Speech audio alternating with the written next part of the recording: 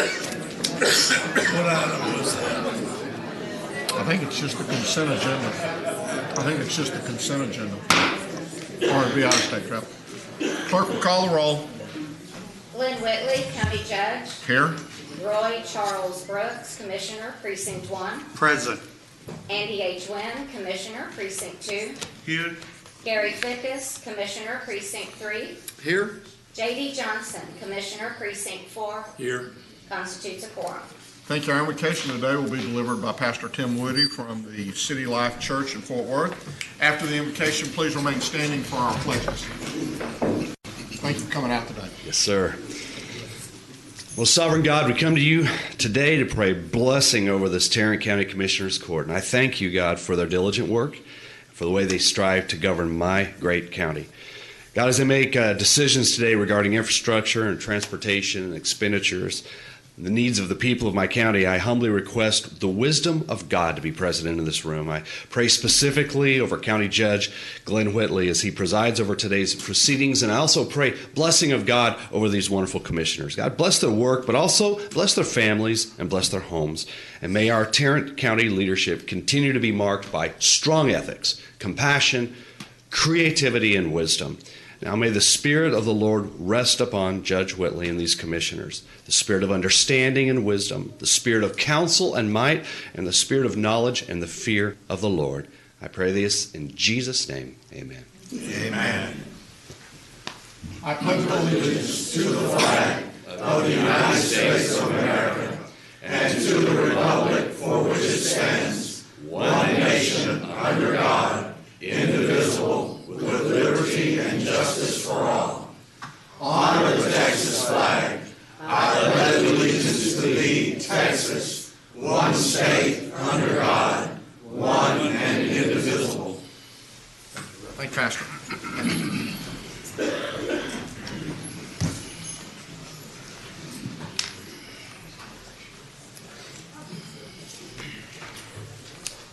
Mr. Manius. Thank you, Your Honor. Members of the Court, we have several announcements on today's agenda. First, let's go to the proclamations, resolutions, and presentations. On item C, in addition to that resolution, we're going to have a presentation, approximately 5 minutes in length, that will talk about that particular effort. Also, it's my understanding Commissioner Fickus has an appointment that you need to make today. I do. And then finally, members of the Court, this coming Friday, November 16th at 2 p.m., we have a special call Commissioners Court meeting, and that meeting's purpose is solely to canvass the votes of the last election. Thank you, Your Honor. Thank you. Court members, you have before you the minutes of our regular meeting of November the 6th. Move approval. Second. We have a motion, a second. Please vote. Motion passes unanimously. We have, as I said earlier, we have 3 proclamations today. Our first proclamation is on County Adoption Day, and I will read that into the record. And we have Robles Sicard, Chair of the Tarrant County Adoption Day Planning Committee, come on forward. Let me read this into the record. Whereas there are thousands of Texas children living in foster care, hoping for a loving home to join, and approximately 1,300 of these children are in Tarrant County. And whereas these children would benefit from a loving, stable, nurturing, and safe home, and whereas adoption allows children to grow in a safe, loving, and nurturing environment, as adoptive parents take on the role of guiding, teaching, nurturing, and loving these children to support them in becoming productive citizens. And whereas we commend these families for the love and commitment they have to enhance the lives of these children, and whereas the children being adopted today by these loving and special families will have a new opportunity in life to fulfill their hopes and dreams, and whereas this is a special day to celebrate, and we send our best wishes to the children whose adoptions are made final today, and to the wonderful families who would give them unconditional love, now therefore be it resolved that we, the Commissioners Court of Tarrant County, do hereby proclaim November the 16th, 2018 as Tarrant County Adoption Day, In witness whereof we have herein to set our hands and cause the seal of Tarrant County to be affixed this 13th day of November 2018, and I'll move its approval. Second. We have a motion and a second. Please vote. Motion passes unanimously. Let me,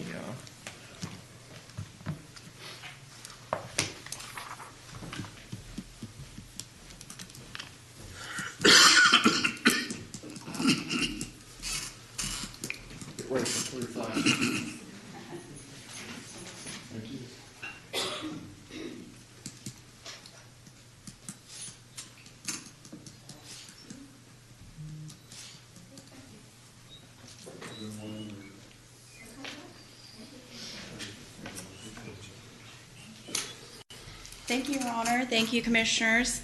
I'd like to personally extend an invitation to each of you to attend on Friday at 8:45.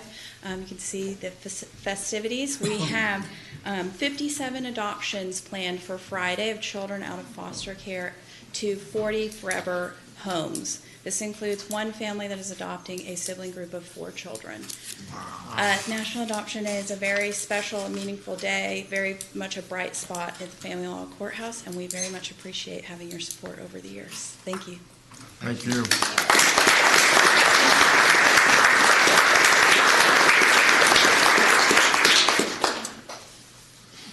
Our next resolution, Commissioner Brooks. Thank you, Judge Whitley.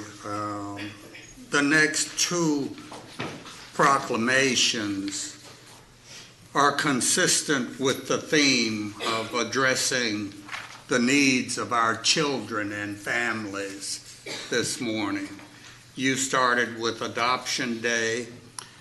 Now we go to the March of Dimes Prematurity Awareness Month. Please read this proclamation into the record, sir. Whereas 15 million babies in the United States are born too early, and Tarrant County annually averages 10.6% of the babies born preterm or before 37 weeks, and whereas the United States has one of the highest rates of preterm birth in comparison to other similarly developed countries, and whereas premature birth is the leading cause of infant mortality, and babies who are born premature are more likely to spend many more days in the hospital, experience long-term intellectual and developmental disabilities, and fight through health problems potentially into adulthood. And whereas the Tarrant County Infant Health Network is a community-based collaboration that is dedicated to improving infant health in Tarrant County by raising awareness and promoting evidence-based resources for clinical entities, community organizations, and social service providers. And whereas the March of Dimes Maternal and Children and Child Health Committee encourages all local stakeholders to bring awareness to the issue, making policy changes to encourage the best possible care and promote prenatal care education. And whereas the March of Dimes and the Infant Health Network are both fully committed to decreasing the number of preterm births so that every baby is given a fighting chance at a healthy start, now therefore be it resolved that we, the Commissioners Court of Tarrant County, do hereby proclaim November 2018 as Prematurity Awareness Month throughout Tarrant County, in witness whereof we have herein to set our hands and cause the seal of Tarrant County to be affixed this 13th day of November 2018. And I move approval. Second. We have a motion and a second. Please vote. Motion passes unanimously. I thank the March of Dimes and the Infant Health Network for the work that they're doing to stem the tide of infant mortality in our community by focusing on premature births. This morning, to receive this proclamation, we have Misty Wilder, Chair for Maternal and Child Health Committee with the March of Dimes and co-chair of the Infant Health Network, Anjali Desai, co-chair for the Infant Health Network, and Sawyer Caldwell, Deputy Director for Tarrant County Public Health, and Natalie Sawyer, the Texas Gretchen Carlson Fellow. And anyone else who is with this group, please come forward. Tell Hinkle to get up there. He's here for that. Hinkle, are you here for that? Yes, sir. Well, come on up.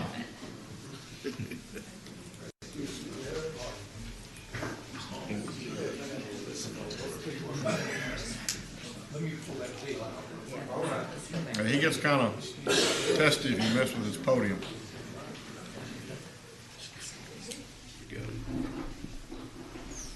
Pictures first. Don't worry about that. I mean, I'm going to have to get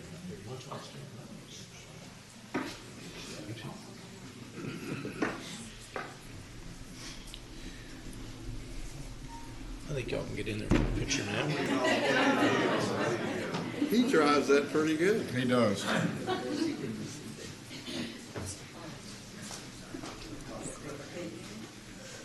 Who let that interloper in? Y'all gather around.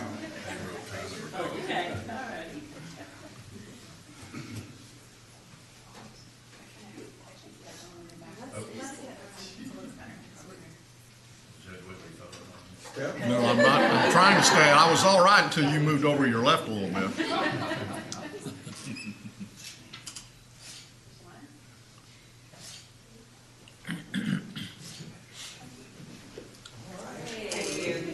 When the podium comes back, Good to see you. you're welcome to have a word. Good morning.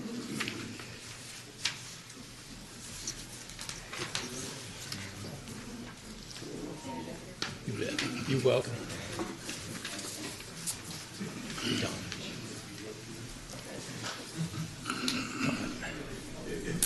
See if we can drive this one more time.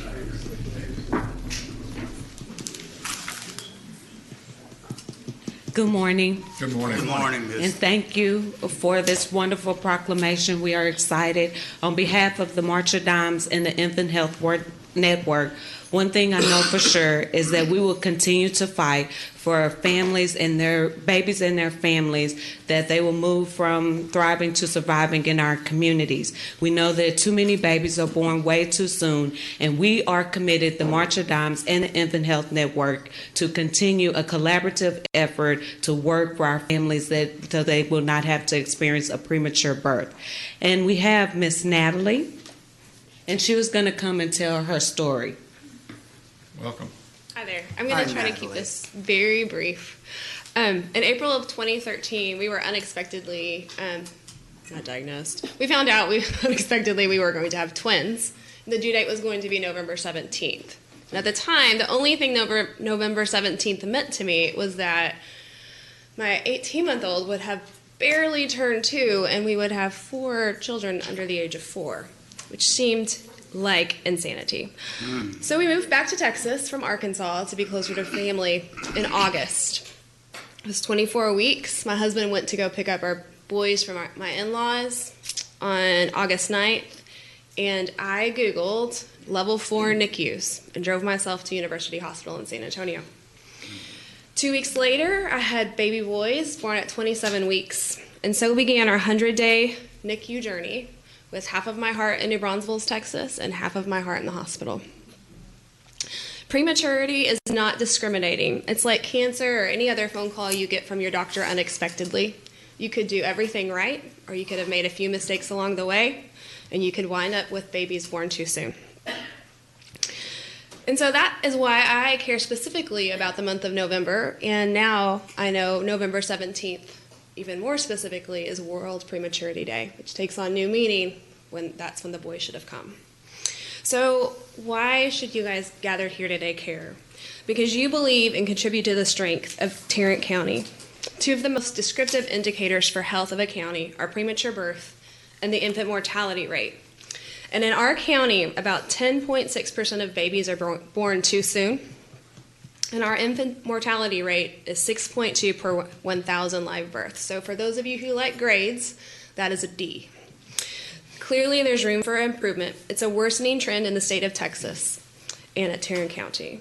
So we must commit to do a better job of giving our youngest lives a fighting chance. Commissioners, will you join the March of Dimes and the Infant Health Network for fighting for the health of all infants and babies and moms? Will you support the cause of lowering preterm birth in Tarrant County and making our county a healthy place in which moms can give birth. Together, we are able to change these rates. Thank you, gentlemen.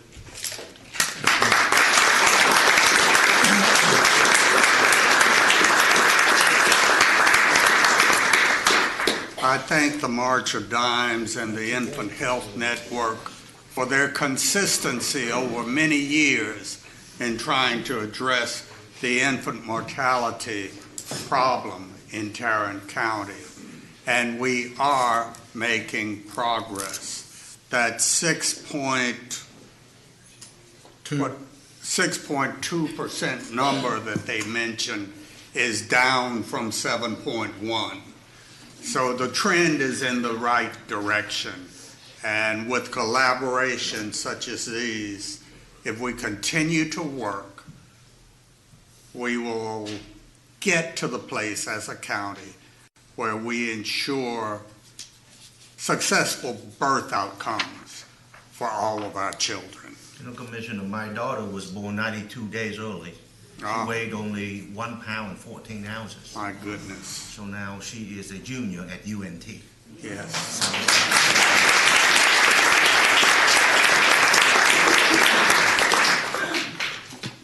That's great. Thank you for your great work.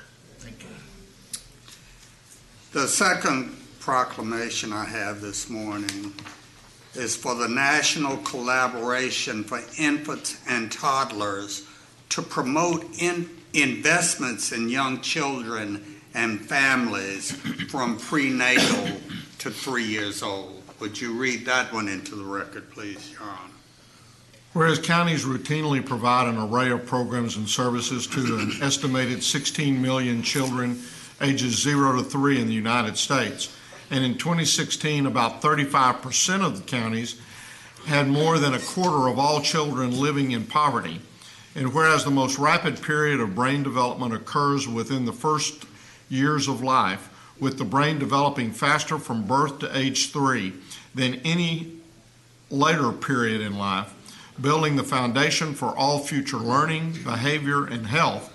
And whereas programs and policies should start early to ensure healthy beginnings at birth, support families with infants and toddlers, and make high-quality child care and learning environments more accessible and affordable to all.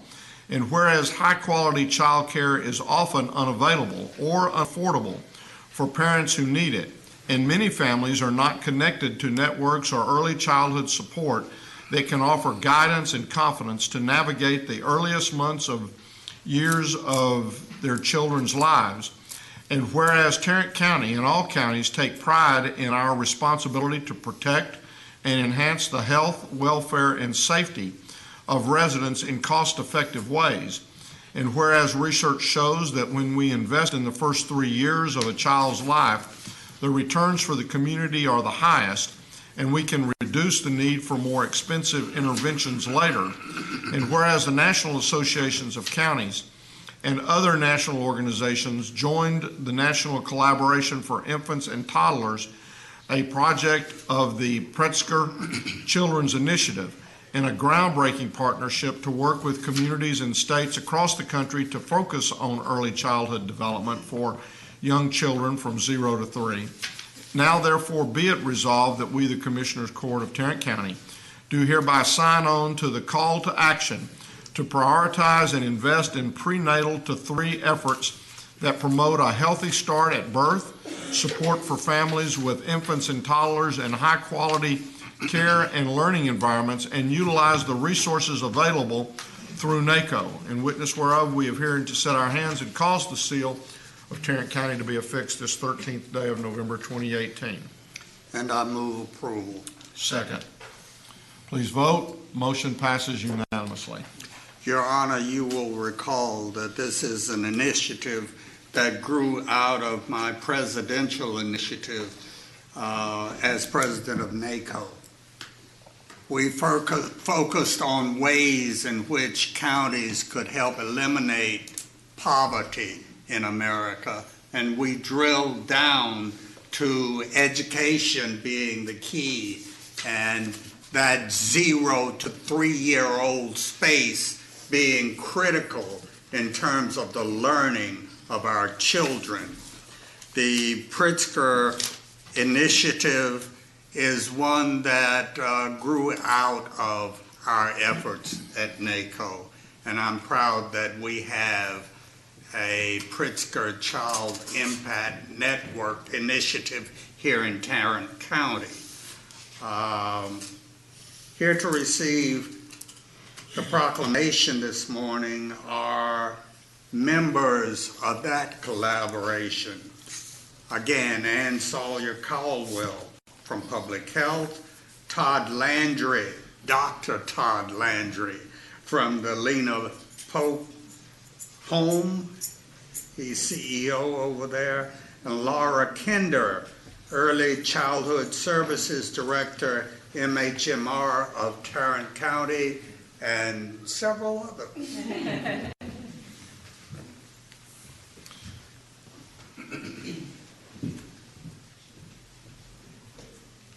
Ladies. Come on, let's see. Y'all have around. You're never shy.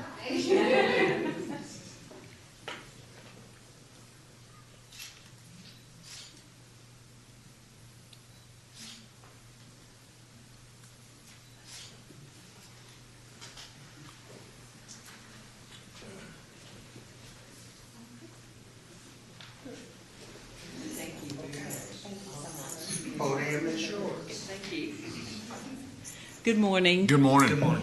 Thank you all very much. I think the exciting thing is with the theme about children here today, you see that a lot of the people who are working with the Pritzker Initiative are also working with the Infant Health Network and the March of Dimes, and that's the way you really get things done. Yes. So we appreciate this opportunity and the support that we've gotten from Tarrant County, and Commissioner Brooks has really shared with NACO all the wonderful things we've been doing here. So we are featured on the kickoff website for the Pritzker Foundation and a lot of other places that we've already sort of made headway sharing our story here in Tarrant County. So we're excited about that. And we're excited also that what we've chosen to do has built on the good work that's already being done here. And so that work with the Early Learning Alliance, where they focus on quality child care, and then the Infant Health Network, quality birth outcomes, all roll together to help us have healthier births and healthier children here in Tarrant County that'll get us out of poverty, hopefully. That's what we're looking for. And so today, Laura Kinder, who is the Chief of Early Childhood Services at MHMR, is going to share a little bit about what our actual activity with the Pritzker Initiative is going to be. And I would also like to say that Laura has a lot of influence at the state level as well, and so we've been able to partner with our other Pritzker awardee, which is the City of Austin. Welcome. Thank you. Thank you so much for this opportunity, and thank you so much, Commissioner Brooks, for bringing this to Tarrant County as well. So just to share a little bit, I want to start briefly with telling you about two children, ages 2.5, Randolph and Toby, who have very similar family situations, child care, birth history, nutrition. Randolph's mother is a hairdresser, and as you know, hairdressers, barbers often spend their day talking to others. Randolph's mother talks all the time, at work, at home, with Randolph and with strangers. Toby's mother is a dental hygienist, and as you know, dental hygienists don't talk a lot because they don't get much of a response afterwards. So Toby's mother has gotten accustomed to not talking very much, either at work or at home. What we find is that Randolph has a vocabulary of 300 words. Toby has a vocabulary of 75 words. Both of them are 2.5 years old. Neither Randolph's mother nor Toby's mother understood the significance of their interactions in helping their child's brain develop. But the constant interaction that Randolph had with his mother helped Randolph's brain make connections leading to increased vocabulary. Randolph and Toby's trajectory will continue along this path into the school years, hence the reason that we see children entering school at different levels of development. The posters that you saw in the lobby area as you entered into the courtroom. Describe parents' knowledge as reported in a survey conducted by 0 to 3 about how babies learn. Many parents did not realize that their interactions, such as talking to their child starting at birth, help to build the brain, build brain circuits. We talk about this as brain architecture. Contrary to popular belief, the structure of the brain, of our brains as they develop in early childhood, is determined by more than just our genes. The experiences that we have in the first 3 years of our life also affect the physical architecture of our brains. It's crucial in the early years to get it right. Positive experiences are the bricks that build sturdy brain architecture, leading to improved learning and behavior. Just as we talked about Randolph, that serve and return that you often see with parents, the baby babbles and the parent responds back, that's crucial in a positive experience for early brain development. Of course, there's also negative experiences, such as toxic stress that can disrupt healthy development.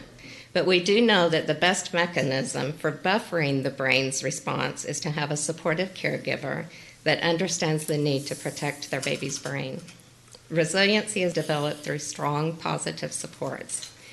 The Tarrant County Collaborative for Early Childhood Developmental Screening is working in partnership with families across systems to protect and nurture our children's brains.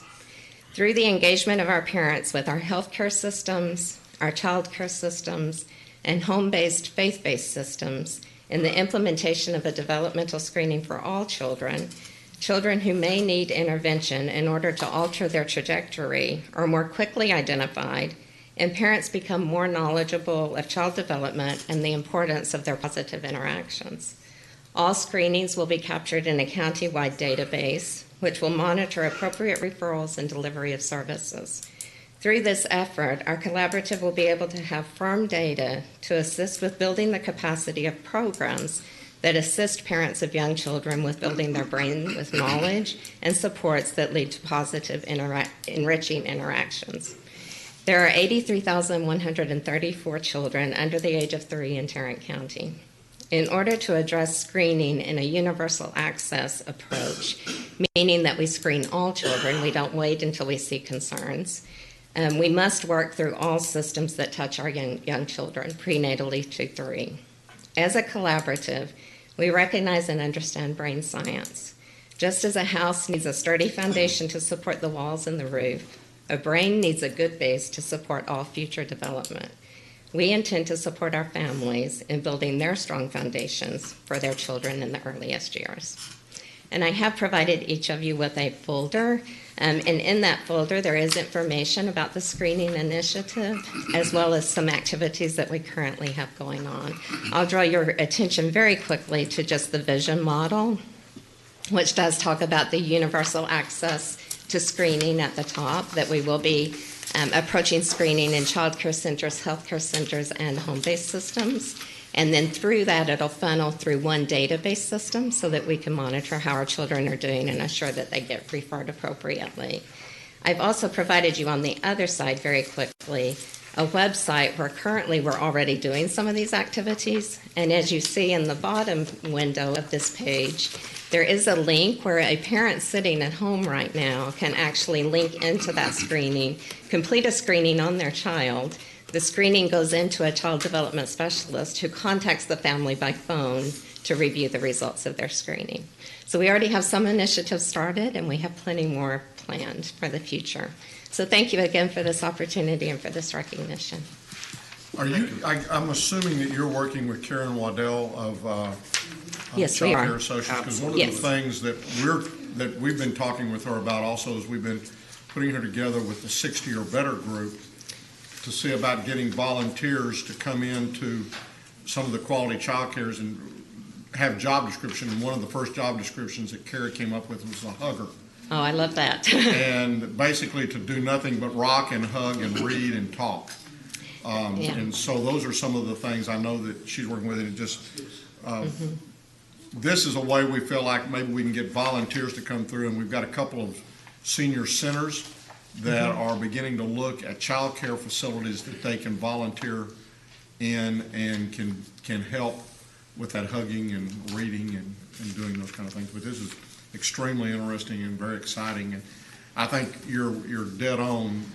If we're going to answer the issues with regards to poverty and getting the kids ready for school, we've got to go that 0 to 3 and not just go from pre-kindergarten and, keep moving that backwards until we finally realize that it's 0 to 3. So I'm We appreciate very excited that. about this and the work that you did and the work that you started when you were president there with NACO. Well, thank you so much. We appreciate your support. Thank y'all. Thank you, ladies.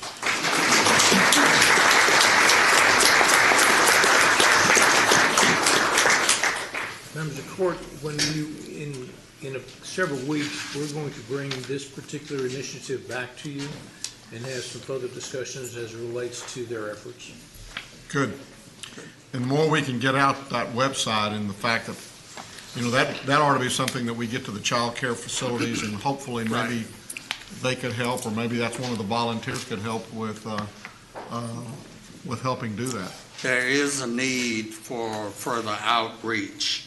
We're working with WIC now because WIC, by and large, has their hands on just about every baby living in poverty in Tarrant County. But there is a need to expand this effort beyond WIC to all of the children of Tarrant County, and that's where we're going to need some help. And Carol would also have the Head Start kids in a lot of situations. Absolutely. Okay, court members, you have before you the consent agenda. Move approval. Second. We have a motion and a second to approve the consent agenda. Please vote. Motion passes unanimously. Mr. Mayor. Thank you, Your Honor. Members of the court, we have one additional item for you this morning. It'd be A1. We're requesting that the Commissioners Court approve the extension of the declaration of local disaster, which was issued last Tuesday for a period of 90 days. Move for approval. Second. We have a motion and a second. Any discussion? Please vote. Motion passes unanimously. Thank you, Your Honor. Thank you. Ms. Glenn? Move to receive and file the personnel agenda. Second. A motion and a second. Any discussion? Please vote. Motion passes unanimously. Thank you and good morning. Good morning. Judge, could I just take a moment just to remind employees that annual enrollment ends tomorrow, on the 14th of November. So if you've not made your elections for 2019, please make sure that you do that before the end of the workday tomorrow. If anybody has time before they leave the building today, please feel free to pop down to the third floor. You can complete all appropriate documents. We can help you complete your enrollment online if that works for you today. The other thing I want to do is to assure the court that we are working closely with our retirees. I know that some of you have heard from probably many of them, and so many retirees have come in. They've already completed their enrollment. We're assisting retirees over the telephone as well. And part of our process every year when we go through enrollment, and particularly with our retirees, we go through all of our retiree folders, files, to make sure that we have received responses from all of our retirees with regard to their elections for the following year. So no one will fall through the cracks. Again, we've heard from many of them. We've visited with many of them over the past couple of days as they've dropped in. And so you have my assurance that we will make sure that all of their elections are ready to go for 2019. Okay. Thank you, Ms. Glenn. Thank you very much. Jack? How'd that game come back? Well, our guys just refused to score that last touchdown against them, so we only beat them by 7. But thank you. He wasn't going to go into that end zone. I don't care how much they tried to pull him in there.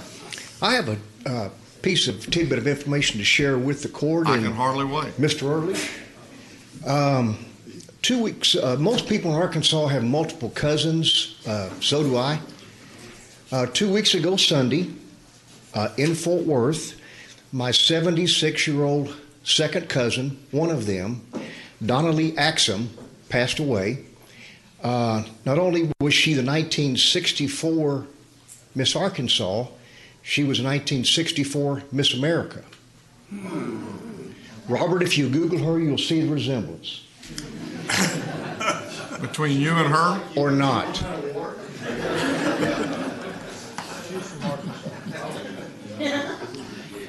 You have two items today, I see, Mr. Only two. Our first item is a bid award recommendation for RFP 2018-164. It's an RFP for the professional services to support the internal development of for the ME's lab management system. Recommendation would be to award per the terms of the contract, awarding to Solutions Cube Group. If approved, we're also seeking contract approval from the court. Move approval. Second. We have a motion and a second. Any discussion? Please vote. Motion passes unanimously. Our last item, also a bid award recommendation for bid 2019-022, annual contract for custom file folders for the county clerk's office. Recommendation would be to award on a per price basis, awarding to the primary, secondary, and alternate vendors as shown in court communique. Move approval. Second. We have a motion and a second. Any discussion? Please vote. Motion passes unanimously. Thank you. Thank you, Jack. Commissioner Johnson. Now, has this interlocal been approved by the DA's office? It has. Move approval of item 8, M1, A, and B. Second. We have a motion and a second. Any discussion? Please vote. Motion passes unanimously. Appointments today? I have an appointment. Thought you might. I do. I'd like to reappoint Rebecca Barksdale to the City of Euless TERS number 3 board for a new term beginning January 1st, 2019. Second. We have a motion and a second. Any discussion? Please vote. Motion passes unanimously. Court members, you have before you the claims, including the addendum. Move approval of the claims, including the addendum. Second. We have a motion and a second. Any discussion? Please vote. Motion passes unanimously. Briefing items, Mr. Manning? Thank you, Your Honor. Members of the court, we have two items we'd like to bring to you this morning. The first one is an update on the central magistration process. Mr. Shugart is here to address the court at this time. Good morning. Good morning, Judge, Commissioners, and I brought Judge Ray with me, one of our magistrates. Her job is to make sure I stay on the rails, which she was missing earlier. We won't go into that, but it was very, Judge Ray's here to help. We wanted to come in front of the commissioners to tell you about where we were, where we are, and where we're headed with central magistration. There's been a lot of changes in the last year, and I wanted to just kind of have an opportunity. We actually came to you all last year and asked for, and told you about the processes change, told you about our needs, and we told you the need for automation. We actually, in the process, we have used through our tech share agreement, no additional cost, has developed a tech share magistration portal, which I'll get into later about how it's improved our efficiency, but there's no additional cost to the county, and you can see it required cooperation between all sorts of different departments within the county and outside vendors. We came and briefed you a year ago, basically, and told you about the reason for the change having to do with the sheriff office changing its processes, the Sandra Bland Act, and y'all had funded 2 additional magistrates and 2 support staff under the belief that would handle it through the magistration process, and Judge Ray was one of those magistrates that was hired under that process, so she's been here from the ground up. The modification was needed because across the country, legislature studies are showing that there needs to be a change in the pretrial bond procedures. Decisions of release of arrestees need to be based on risk rather than resources, and to that end, the courts got together and kind of had to look to modify our system. What is accomplished at magistration? This is where individuals learn about the charges that they have in front of them. And it's important that this process is about individual determination. Each defendant is treated as an individual and reviewed. It's to purpose to secure the arrestee's appearance in court, review the nature and the circumstances of the offense, and give the consideration to the individual's ability to pay and secure and be able to meet their bail conditions. And it's important to realize that in addition to showing up to court, the magistrate needs to consider safety to the alleged victim and to the community. It's important to know what our goals are, what we're trying to get to, because we're still a work in progress, but it's important to have goals so you know what we're attempting to strive for. We want to adopt the best practice of pretrial supervision. We want to continue to work with all our stakeholders in Tarrant County. We want to strive to interview all individual arrestees for personal bond options as they come through the system, not just a select few. We want to tailor the bonds to individual circumstances, not to be a cookie cutter. We want to consider the defendant individually. We want to identify individuals for mental health issues early in the process. And because that's important, because their needs are different, and we continue to striving not to have the jail as our mental health hospital. We need to we need to take these people out of the system as soon as possible to get treatment. We want to ensure bond conditions are meant to uphold public safety and can be enforced. I mean, you need to have staffing and resources to uphold these bond conditions. We need to allocate resources in a tailored fashion. We don't need to do broad strokes and have generic bond conditions. We need to tailor them to each defendant.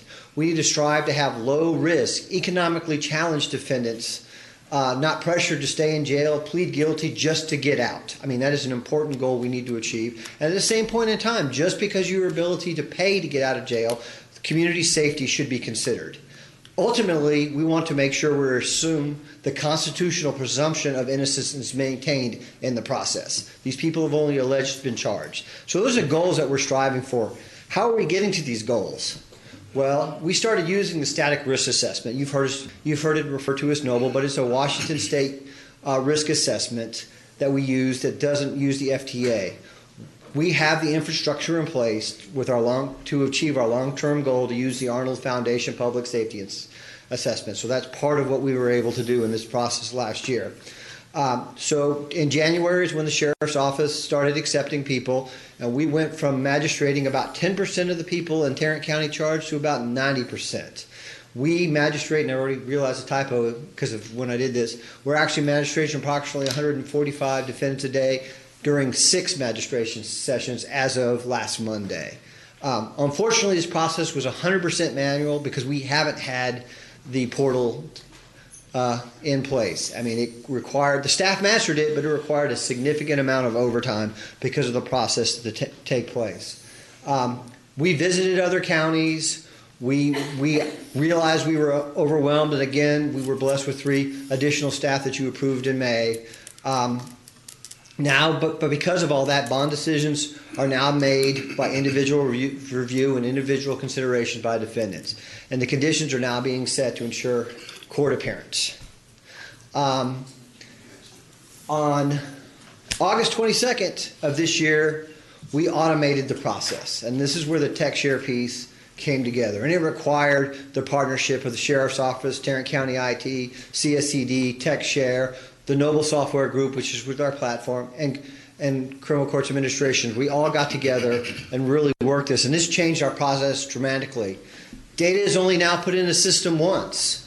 It is integrated with our IGES database, which is affectionately referred to as our mainframe, which we're also in the process of replacing. Data is pulled as defendants as they are booked into jail, so we know about them immediately. And each defendant is imported and dropped into the system and verified by staff. The static risk assessment used to take a significant amount of time. The data is brought in based on existing personal identifiers, and we only have to add the out-of-county and out-of-state criminal history to the risk assessment. So it's encouraged the process. The Sheriff's Office has put in a process where they scan the information that is as the defendant gets brought into the system. So that is attached. So there's no time lag from when somebody hits the door to when a time that a magistrate can start looking at the information. The magistration reviews the relevant information of probable cause. They look at emergency protective orders, and then they have the ability then to tailor the bond to the individual that they're reviewing. The actual magistration is actually done in person by some judges, via video on others. This is what's required, and I don't need to read that to you, but what happens is the 1517 warning happens at that time, and the defendant is told what is happening, what their charges, what it takes to get out, and if they want an appointed attorney is requested. The magistration documents are printed in the jail today, and they're signed by the defendant, so they have them immediately as opposed to this manual process. What is done is how the magistration process has improved exponentially. I mean, we have reduced the amount of time it takes to prepare a defendant by about 75%. Usually take 20 minutes because it was all handwritten or manually put into the computer, all compiled and delivered to the magistrate as a huge packet for a session. Now that happens quickly, it gets loaded in, and the magistrate can review each defendant as it's being prepared. It took us about 48 staff hours a day to prepare to 12 staff hours a day to prepare for magistration. So the staff that we came and asked for now can actually handle our existing workload.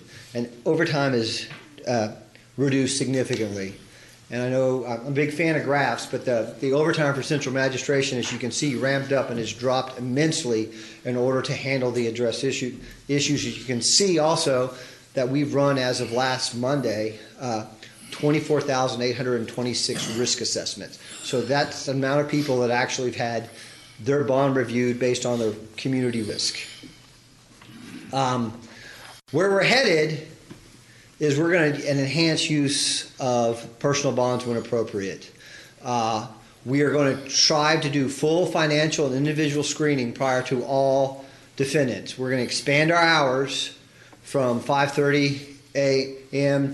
to 11 p.m. in order to hold that capacity in place. We've added the addition of a 9 p.m. magistration session to expedite the bond process. One of the issues we have is transportation in Tarrant County, moving defendants from location to location. By adding a 9 p.m. magistration, defendants that are coming in from remote locations can actually get magistrated the day they get brought to jail. So that is, again, expediting the process.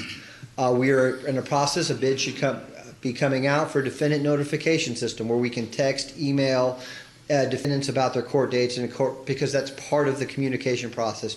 We just need them to show up to court so justice then can happen. So we're going to put places. We are, as I stated earlier, the infrastructure is in place, communicating with our database to plug things into the PSA risk assessment. So we have a goal to achieve that. We're going to continue integration to expedite bond and supervision information to CSCD for pretrial supervision. Part of the information is once somebody's magistrated, maybe they need a GPS, maybe an interlock device, or drug testing, that information needs to flow electronically to the supervision unit. Where we're headed, I'm sorry, didn't hit. So what's our plan? That's where I want to talk about, is where our plan. You have funded 11 positions. We've hired 1 already. We're going to hire 5 additional magistration support officers to help expedite as we expand. We're going to continue to work with our stakeholders. We're going to expand our working hours, as I had said. And as you know, we've added an additional 9 p.m. magistration session. That's what we're kind of working for this quarter. Let's go here. We are a work in progress. We are not done, and this is where we're headed. We're going to update and modify the work plan because we may have more people that you may have funded more people than we needed, and we were not going to hire them just for the sake of them hiring. So we're going to modify and look at our work plan. We funded additional supervisors. We're not going to look to add them if needed until February. In March, there's been a transition between CSCD and pretrial services. We're going to try to have all those personnel issues and shutting down that department and moving transition of supervision done by March of next year, so that kind of is clean, so it doesn't become a budget discussion for FY 2020. And in April, if needed, we'll hire the additional staff, but I made a commitment, and I'll make a commitment to GK, and I'll make a commitment to the Commissioners' Courts. If we do not need the additional personnel, and if automation works properly, we will not bring in additional staff. We will only hire what we need, and we'll only come back to you and ask for what we need as opposed to just funding for the sake of funding. As I stated earlier, we are a work in progress. We are in a process of doing a cultural change of the last 40 years. We need to continue to work in cooperation because it has been a bumpy road. We have worked with commissioners in the DA's office and the county administration as we go along. But we got here because we did work together, and it's kind of the Tarrant County way, and it's at times we're angry at each other, but at the end we do believe that the court and the county administration all believe that we're trying to head in the right direction and a goal to get there. And so that's kind of where we're at, and I know that's a lot to consume, but it's important that at least you know that You fund us. We are working towards an end goal, and we're on our way. If you have any questions, I'll let Judge Ray answer them because she knows more details than I do. I'm good at 15 minutes. I'm good at about 15 minutes, and I told GK I'd stop at 10. I want to congratulate you. It's a good plan. And I want to thank you for having listened. We're headed in the right direction with a focus on individualized assessments, with a focus on the risk of the arrestee rather than the financial ability of the arrestee, with a focus on community safety while assuring that the person will show up for trial. With an enhanced use of personal bonds and with special treatment for our mental and behavioral health populations. These are all touchstones that we have talked about along the way as we have developed these processes. I thank you for getting there. I thank you for being fiscally responsible in the way you are approaching staffing, not just hiring folk because you talked us into authorizing some positions, but doing it based on workload. All of these are very, very positive steps in the right direction, and I thank you. Good job, Greg. Where's the video? We are in process of trying to get that underway. We're hoping to pilot that in Green Bay. We are working with IT. There's been a technical issue with the Polycon device that they are working diligently on to fix, but we hope to have that in place. Hopefully, in the next 30 days is what they last committed to. I could be wrong on that, but And why aren't we doing this with the city as opposed to doing it with Green Bay? Because we would like to be able to pilot the program in-house so that we understand all the hiccups that are involved before we involve another agency. Does every person that is transferred downtown have to get booked into the jail before they get magistrated? That would be a sheriff's question to answer directly, but they have their own processes, and I believe at this time we are part of their process of booking into jail. And so the problem is that every time we bring somebody downtown, we have to book them in, we then have to go through the magistration, and we then have to book them out, which is the very thing that we had a real problem with Fort Worth, or Fort Worth had a problem paying for. And so, I mean, we've been talking about this video since the very beginning, and I don't even see it hardly mentioned in this process. You and I have talked about this. Yes, sir. You know where I'm coming from. I am very much aware of it, sir. And I really don't want another briefing unless it's to talk about the implementation of video. And if we need to bring IT in here and figure out why we can't get that done between our own buildings. Yeah. Your Honor, I don't know what the problem is. Yeah, and Greg and I spoke yesterday. That's the first time we found out about the issue with Green Bay. No, it's not, because he told me about this 3 weeks ago. Did he tell you about the equipment failure? Yes. Okay. We were just made aware of it in my office yesterday afternoon. This morning, we've already spoken with IT. They're coming up with an alternate solution until we get that new equipment. Hopefully that'll take a lot less than 30 days. And we've already spoken with IT to reach out to the city of Hurst. We're looking at Arlington, and I've already spoken with the city manager of Fort Worth to see if we can magistrate in their holding cells also, so they don't need to come down. We fully understand where you want to go, and the court wants to go on this, and we're going to get you there. This decision to change to bringing everybody down, I understand, and I'm in favor of the central magistration. I think we've now got a survey where we don't have to, where pretrial or whatever, wherever that is occurring right now, does not have to interview the individual in order to fill out that assessment. Correct. The magistrate, yes, they have to do the interview. but that can be done via video, and we have had a significant increase in our costs both at the jail level and at this level as a result of that change in policy. And it's costing our taxpayers a lot of money. Fully understand, sir. And we have the capacity to promote video. We just need to make sure it's in place. So before the next 30 days go by, you're going to come back in here and talk to us about video and how successful it is at Green Bay. Yes, sir. That'll be the goal. Greg, look into Citrix. CITRIX. Yes, sir. Just look into that. It will solve your problem. Okay. Thank you, sir. Thank y'all. Thank y'all for your time. Members of the court, we have one final item to bring to you. This is item B. This is the monthly update from the hospital district.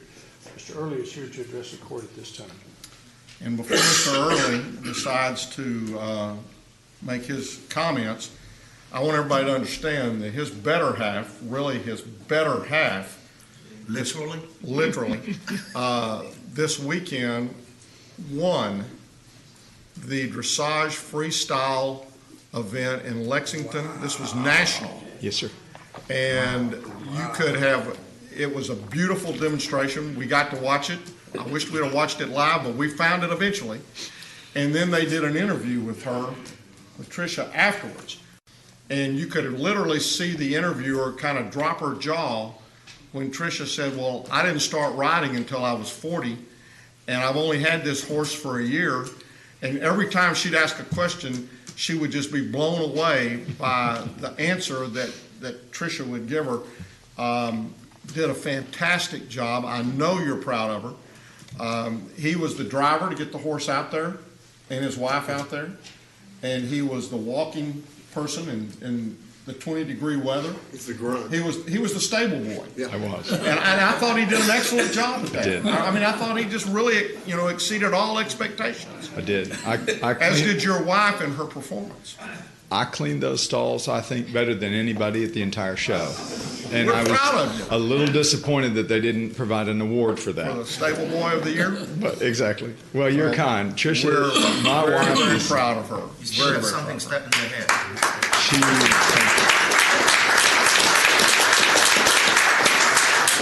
you all are so To kind. Tricia. Oh, to Tricia.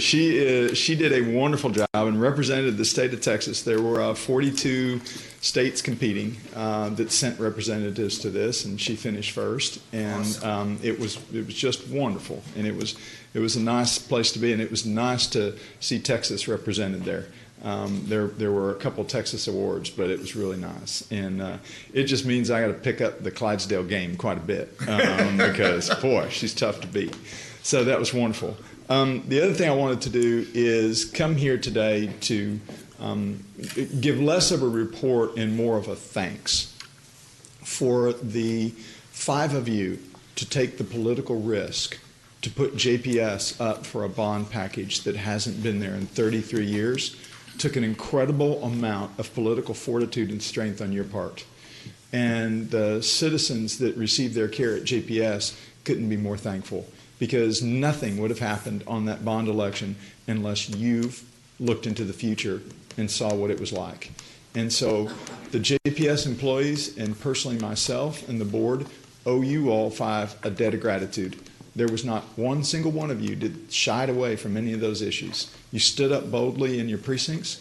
You fought for us at all times. And you fought for us when sometimes people were saying, "Oh, I don't know that you should do that."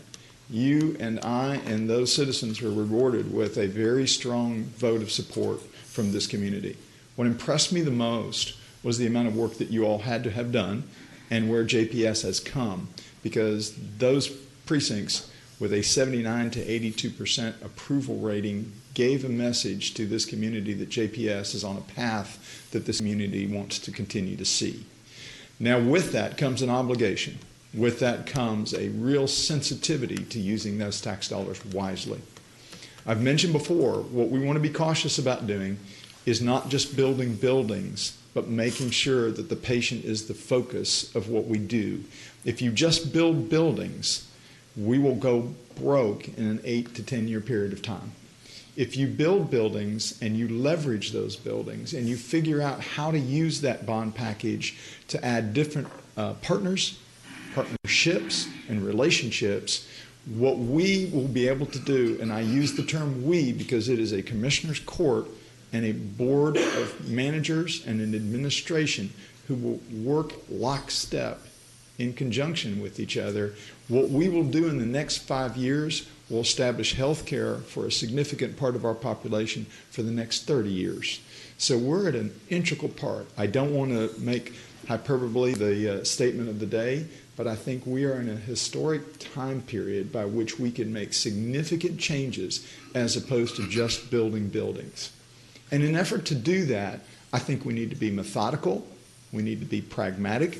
I have received numerous emails from wonderful employees at JPS. Of the 6,500 employees, I think I've received probably 6,499 emails saying, when is the food court coming? And I appreciate an effort to create a food court, but we have to be smart with what we do. And we have to be smart about how we do it. So what we would like to do is we have a blueprint in the Blue Ribbon Committee. We have a lot of work that went into this by you all and by the administration and others at JPS, outside consultants, where we have a map in front of us. Now what we have to do is begin the journey of that map. We've got a strong board. We have good people who represent a population, represent a geographic region, and represent views and interest. And when that 11-member board comes together, you're not going to find, in my opinion, a better board. They are collectively a strong board. I deal with colleagues. I know what goes around in other parts of the nation. There are a few boards that have that effort and that approach. And every one of them has a good and strong voice for JPS and its patient base. So the takeaway from this is a great thank you, because none of this bond package would have happened unless you all took the initiative. The work of G.K. Manius and his staff was phenomenal. The work of Scott Rule and Bill Whitman and many other people at JPS were critical in making this happen. And then for Lorraine Lorraine Miller and Randy Morrissey to do this, they were the first 2 phone calls I made to thank them, because they too stepped out and took quite an action. So I think if we look at this pragmatically, methodically, and keep the patient at the center of focus, we will have a program that we can all be proud of, and they'll say that Commissioner's Court and that JPS during 2019 and 2020 and 2021 really established something. So in years going forward, I think they will look back at these years and be quite proud of the work that we did. Can't be too hasty. And I do have a significant amount of new friends that want to contact me, and I do appreciate that. But I think what we will do is, again, be very, very smart about how we do things. And if our focus is on the patient, we will not go wrong. Do you have as many new friends as Mr. Powell and his family has? No. His ante upped quite a bit. I do thank you all very, very much in making that happen, and I thank my board chair, Charlie Powell, and I thank that board and the chairs that came before him. What Ralph Emerson did and what Scott Fisher did and what Steve Montgomery did and Trent Petty did just during my time period, they were all significant players in making this happen, and those are your board appointees. We look forward to working very closely with your board as we move forward and set those priorities. And as you said, we need to be very deliberate about our focus and our movement forward. I agree. Thank you. One quick thing, I did Google Miss Arkansas in 1964, and there's her picture. It was pretty amazing. I don't know if y'all can see it. That's Miss Arkansas in 1964. That's great. Thank you very much. Appreciate it.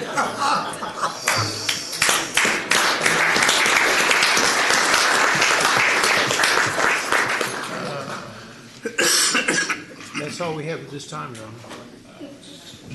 Okay, we will now recess our open meeting to proceed to close, discuss items exempt under section 551.072, 074, 076, and 08.